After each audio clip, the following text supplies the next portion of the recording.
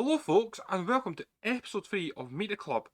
Tonight, we're going to be meeting Port Glasgow, a former juniors team in Scotland who are now climbing their way up the pyramid system in Scotland.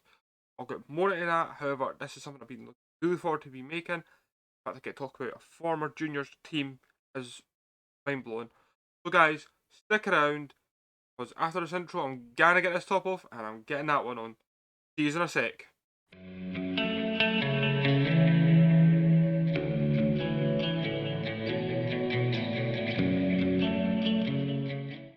Normally, you'd see me start these videos on club's website.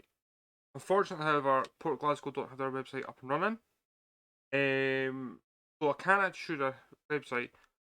However, I want to show you this first. This is where they're based, right on the banks of the River Clyde. How many teams down the years do you know have played at the River Clyde? Clyde FC, and I think Clyde Bank as well played there at one point. However, now these guys are playing right on the mouth of the Clyde, which I think is absolutely amazing. Imagine the views as well. You're just one stand away from essentially. Amazing. Um, so let's get into a bit more of this. Let's get to know Port Glasgow a bit. So I think the best way to dictate this, because now I've got a website and I just run through a lot of stuff. So Port Glasgow Junior Football Club, okay, that's their name.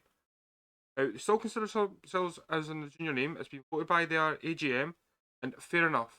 Junior football in Scotland is something completely different. Okay, so got in Scotland there was essentially two pyramids, right? You had the professional leagues and the juniors leagues, right? The professional leagues were top four divisions, right? And that was closed off. Then if you had some teams like say, Edinburgh City, Spartans, Frank and our team, but I can't think off the top of my head at the minute. Those guys were all on this professional pyramid, and over here was the juniors, and it was competitive. There's teams like Lithgow Rose, Bonaire Rose, Port Glasgow, for example, Irvine Meadow, teams like that, right? And they'd compete, and they would even compete in the Scottish Cup. However, about 2 years ago, there was a mass exodus from the juniors into what is now the pyramid system in Scotland. And I'm writing my numbers. I've not got anything written down, which is really stupid of me.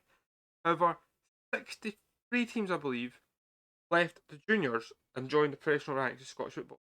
So if you see me play my Musselburgh save over on Twitch, you'll notice that I do that with Musselburgh. And the teams that are in there are amazing. Port Glasgow is one of these teams, and good friend Coxie, who's doing a blog on them, he's doing absolutely amazing with them, by the way. Saying. And he's created really cool kits created for them and things like that. But I mean, their kits originally, this is their goalkeeping kit, which they sent me. Thank you very much. It's an amazing kit. And look, Dragon Soup. How better a sponsor fits a team that's got Glasgow in the name? Unless it was Mad Dog 2020. But I digress. Port Glasgow are a small up and coming team who, I think how to put this nicely, have got very lofty ambitions to reach the Scottish League One within 10 years. Now, that might sound like a lot, and sure it could be. However, from what's been rumoured, there might be some changes with playoffs and promotions and things like that. Scottish League One may not be out of reach so dramatically, which is brilliant because I want to see teams like this come up, right? Teams like Port Glasgow are what make towns. They are the centre point of a town. Because you look at this, right? This is where we are. Although their stadium might be on the outside, that whole town there, Cluny Bray, Wood Hall, Braid Brunny, they'll all be able to go support him. There's a train station 10 minutes away, basically. So it's incredible. However, they do have some local rivals. If I scroll along, can I find them? Nope.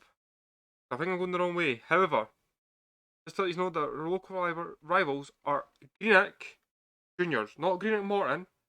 However, I can see them being a competitive rival once these guys start climbing the league, and they've got the ambitions, and they've got everything there. So amazing. Um, let's just bash home in history, right? Port Glasgow, they're based in the west of Scotland, in the town of Port Glasgow, coincidentally.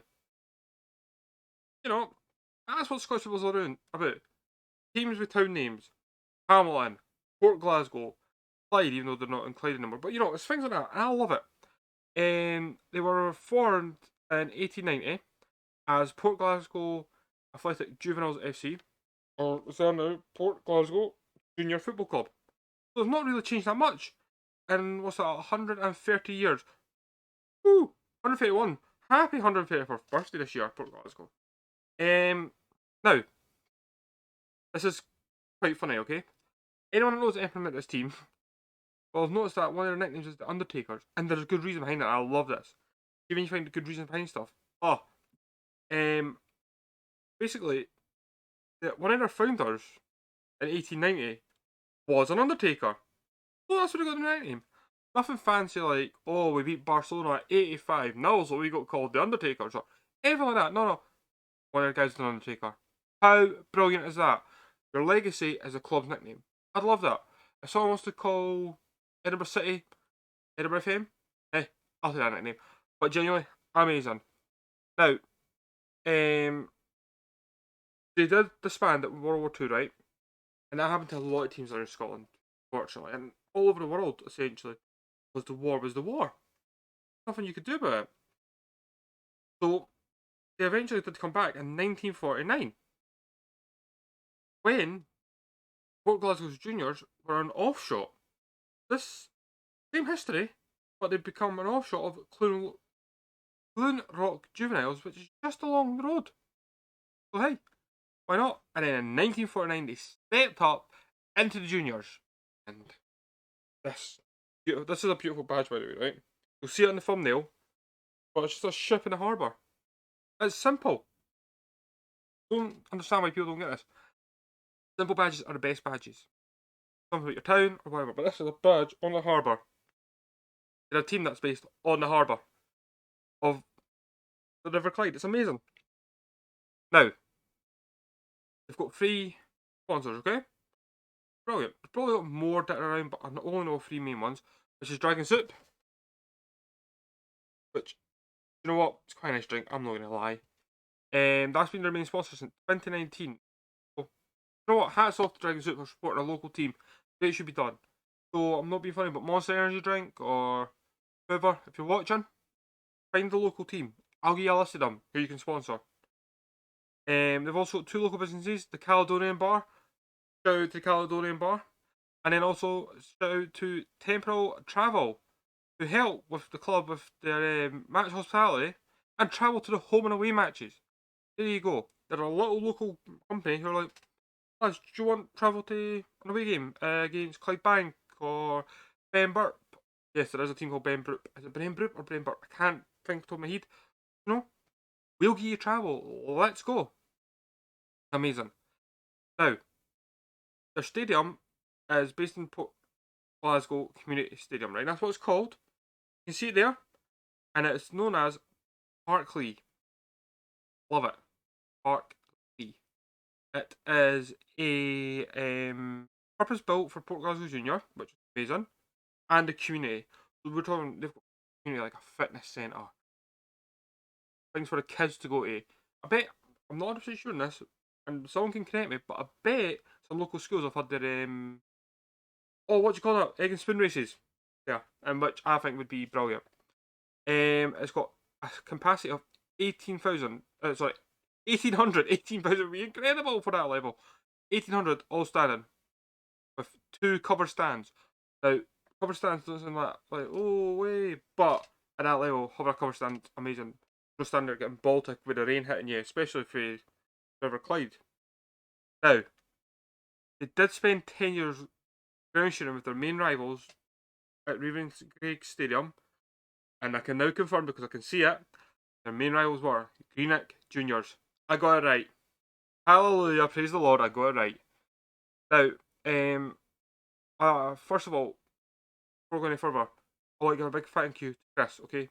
He's put together this amazing email for me, right? Which I'm reading through, as you can probably tell my finger going up and down, give you all this information. So, Chris, round of applause, my man. Thank you, thank you. Now, I'm not going to go into every single member of the board and the management and things like that. However, I want you to know this: the board are all volunteer, and they give 100% commitment. And they've got a member who's been on the board for over 20 years. That shows you how committed the local community are to this club, and I think that's amazing. Now, we are going to go into some honours, okay? Because for the first time, I've got a club with multiple honours doing this video, which is brilliant. They won the Glasgow Driver Cup in 57-58 season, the Pompey Cup 67-68 season, the Kirkwood Shield in the 69-70 season. Then they won the Central League C and the Central League A in 76 and 78-79 respectively. They won the Erskine Hospital Cup. Now, Erskine Hospital, that's amazing. 71, 81 and 88. They won the Central Division 2 in 99 and 2000. And the same year they done a double by winning the Glasgow Evening Times Cup. So they won the paper. If you're from Glasgow, that's your evening paper. Edinburgh's the evening news. Anyway, digress. They've won the Central League in 2007, 2008. And then, now this is interesting, 2 years prior to joining the Scottish Leagues, they won the second division West Region of the Scottish Junior FA 2015-2016. This team got pedigree. This team is going to go far. And I'll be honest with you, absolutely amazing. Now, who wants a wee interesting fact? Who doesn't love an interesting fact? Former Livingston and Monitoring manager David Hopkin was assistant manager at Port Glasgow Juniors when he was assistant the manager of Brian Heron in the early 2000s. Aye, this club nurtured a manager who went and managed in the professional leagues. I'm just saying, right? This club's got so much integrity, it's brilliant. Now, I'm getting on to the hard part, right? Now, let's say this now. If you want me to make a video on the teams that left Scottish juniors, joined Scottish leagues, let me know. I'll happily do that. I'm a Scottish football historian at the end of the day. I love knowing all this stuff. And I've got a lot of knowledge on it. But in 2019, Port Glasgow Junior made a difficult decision to leave the Junior Association.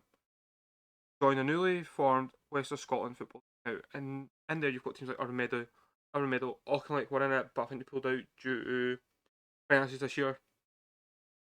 Clydebank, Burnburp, as I mentioned, Rossville, teams like that, right? Teams that you've probably never heard of, but I'm speaking about them, so go check them out.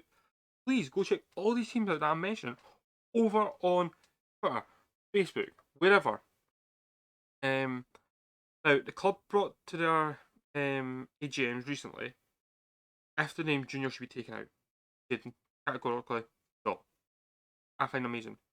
They know what they are. They know their history. That's the difference. A lot of teams will forget their history. Port Glasgow Juniors Football Club will never forget their history. And I find they're absolutely amazing.